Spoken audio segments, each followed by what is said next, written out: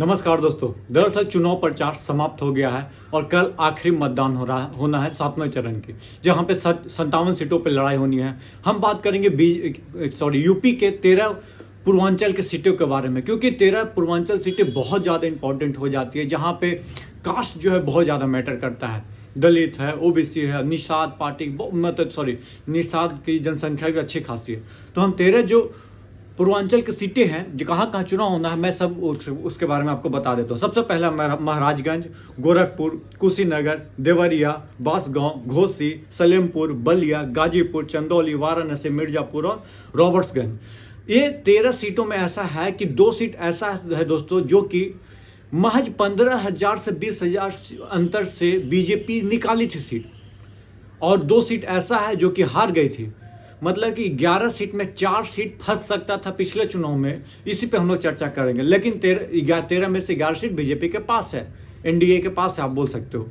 लेकिन 2 सीट जो था बसपा ने जीता था, और 2 सीट जो मैं बता रहा हूँ, बलिया था 15,000 वोटों से मात जीती थी। वहीं पर चंदौली भी 13,000 वोटों से मात्र बीजेपी ये सीट को निकाल पाई थी। तो देखना यह होगा कि इस बार क्या खेला हो पाएगा। सबसे पहले हम यही दोनों सीटों पे बात करेंगे। दरअसल चंदौली में 13,000 वोटों से जीते थे महेंद्र नाथ पांडे, जो कि मंत्री है, एक तरह से बोल सकते हैं सेंट्रल मिनिस्टर है। वहीं पे वीरेंद्र सिंह इस बार आमने सामने चुनाव लड़ रहे हैं चंदौली से। ये 13,000 मत बहुत बड़ा डिफरेंस नहीं होता है। और आज के जो इस बार जो मुद्दे पे चुनाव यदि लड़ रहे हैं लोग और आंख बंद करके बीजेपी को सपोर्ट नहीं कर रहे हैं, तो समझिए चंदौली सीट फंस जाएगा। मात्र 13,000 वोट, समझ सकते हो। पहली सीट ये हो गई। दूसरी सीट मैं आपको बता देता हूँ, बलिया, जिसमें सनातन पांडे और पूर्व पीएम जो थे चंद्रशेखर सिंह के बेटे यहाँ से चुनाव लड़ रहे हैं। और वहाँ पे सीट जो है मात्र 15,000 वोट से चंद्रशेखर सिंह के बेटे जो है जीत गए थे। तो 15,000 भी बहुत दूर नहीं है। तो ये सीट जो 2 है वो मैं आपको बता दिया, ये फंसने वाला सीट है। हो सकता है कि ये सपा के पास चला जाए। कल के मतदान जो होगा उसमें देखने वाला दिलचस्प होगा ये कहानी। अब हम बात करते हैं गाजीपुर से। गाजीपुर से दरअसल पिछली बार अफजल अंसारी जो हैं बीएसपी के टिकट से लड़े थे और जीत गए थे। इस बार वो सपा के टिकट से लड़ रहे हैं। उसके खिलाफ उनके सामने है पारसनाथ राय। तो ये मान के चला जा रहा है कि आपको ये अफजल अंसारी के जो भाई हैं वो जीत रहे हैं। इसमें कोई डाउट संकोच सुबह होना नहीं चाहिए। जिस तरह से उनका मौत हो उसके बाद तो और लोगों में आक्रोश है और ये सीट निकल जाएगा। अब मान लीजिए गाजीपुर निकल जाएगा।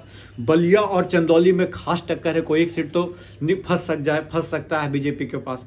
तो 2 सीट मान लीजिए मिनिमम आप देख सकते हो। वहीं पे मिर्जापुर इंपॉर्टेंट सीट हो जाता है, क्योंकि अनुप्रिया पटेल जो है यहाँ से लड़ रही हैं।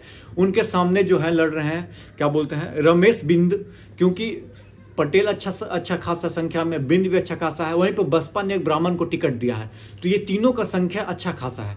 तो कहीं कुछ लोग यह भी बोल रहे हैं कि कहीं अनुप्रिया पटेल इस बार हार न जाए। वहाँ पे जो भी लोकल लोग हैं वहाँ पे अनुप्रिया पटेल से गुस्सा है कि जिस लेवल पे काम होना चाहिए, लगातार 2 बार जीत के आ रही हैं, उसके बाद वो काम नहीं कर पा रही हैं।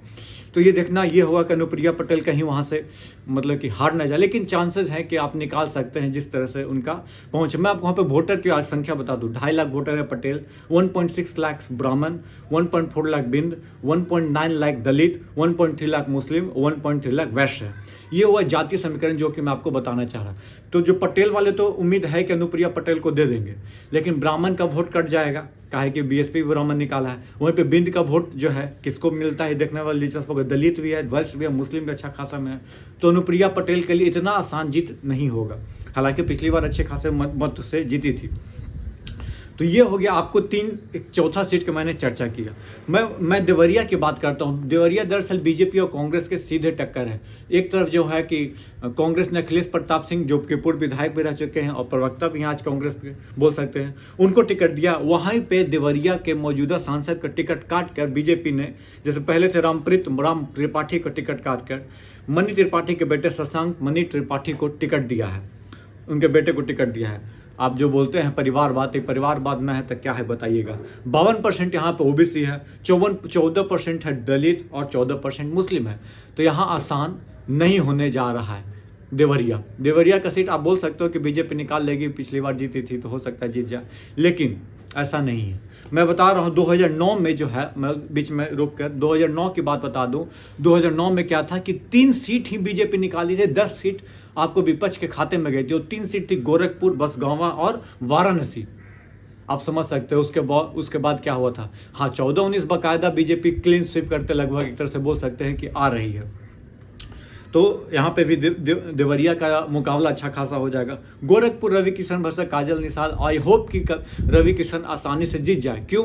क्योंकि बस 2018 के उपचुनाव में ही गोरखपुर सीट जो है सपा के खाते में, या बोलिए कि विपक्ष के खाते में गई थी। बाकी 89 से एक तरफा गोरखपुर जो है बीजेपी के पास रही है। तो आई थिंक रवि किशन ने चुनाव ये निकाल ले। लेकिन मैं आपको बता दूं, गाजीपुर, आजमगढ़ और जौनपुर, ये जो सीट थी यहाँ पे सपा अच्छा खासा की थी विधानसभा में। ये जो 13 लोकसभा चुनाव जो होने जा रही है उसमें 65 से 66 सीट आती है आपको विधानसभा की। उसमें मैं बता दूं 48 सीट एनडीए के पास है, 48 सीट बहुत मायने रखते हैं। वहीं पर सपा और बसपा के पास 1 सीट। वहीं पर महाराजगंज से जो चुनाव लड़ रहे हैं कांग्रेस के विधायक हैं, उन्हीं के वही चुनाव लड़ रहे हैं। तो देखना ये दिलचस्प होगा महाराजगंज क्या होता है। दरअसल महाराजगंज भी सीट फंसा हुआ निकल सकता है।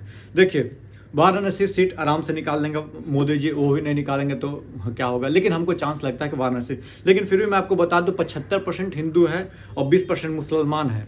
3 लाख ओबीसी है, 2 लाख कुर्मी है, जिसमें 2 लाख वैश्य है और 1 लाख यादव यहाँ से वाराणसी में है। तो वाराणसी ऐसा सीट हमको लगता है कि पीएम निकाल देंगे। अब जीत का डिफरेंसेस खाली मैटर करता है, ज़्यादा डिफरेंस है। और अजय राय बहुत बड़ा पलटफेर करेंगे, चमत्कार हो जाएगा, तो समझिए कि अजय राय जीत जाएंगे। तो जब अजय राय जीत जाएंगे तो आई होप कि सत्ता ही मोदी जी की नहीं आएगी 2024 में। रॉबर्ट्सगंज जो है, ये यहाँ जो मामला है फंस सकता है दोस्तों। रॉबर्ट्सगंज देखिए, जो मामला फंसने वाला है, एक बलिया है, एक चंदौली है, एक है आपको गाजीपुर और एक आपको क्या बोलते हैं रॉबर्ट्सगंज, 4। और ये 4 सीट आप मान लीजिए कि उम्मीद है। देखिए, ये 4 सीट पे उम्मीद है कि आपका मामला गड़बड़ा सकता है।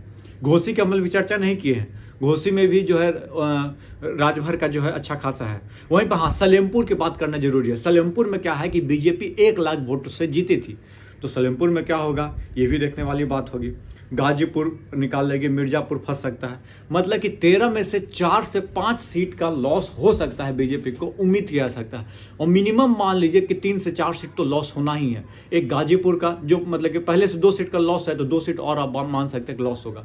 एक गाजीपुर बसपा के पास अभी सपा है, तो वहाँ से निकाल लेंगे। देवरिया और बलिया और चंदौली में से 1 सीट निकल सकता है, फंस जाएगा। वहीं पे आप घोसी की नहीं, क्या बोलते हैं, ये आपको जो चंदौली हो गया, 2 सीट हो गया ना। और 2 सीट मैं आपको बता रहा हूँ, मैं थोड़ा सा क्या बोलते हैं,